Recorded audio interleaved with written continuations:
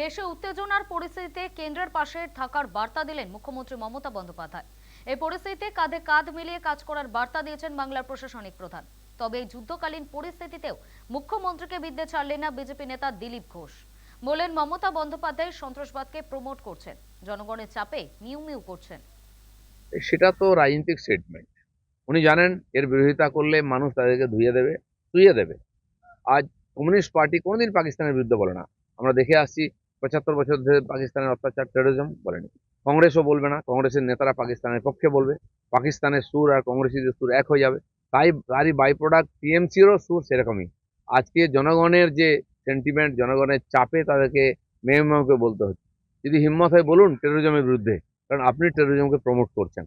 বলুন বাংলার মানুষকে যে সবাই আমরা এক হয়ে 10 কোটি মানুষ আর কেন্দ্র সরকারের সঙ্গে থাকবো, সেনার সঙ্গে থাকবো, যা ডিসিশন নেবে মোদী গভর্নমেন্ট তার সঙ্গে থাকবো। খোলাখুলি বলা উচিত, নাহলে আমরা সন্দেহ করবো যে ডাল মে কুছ কালা है।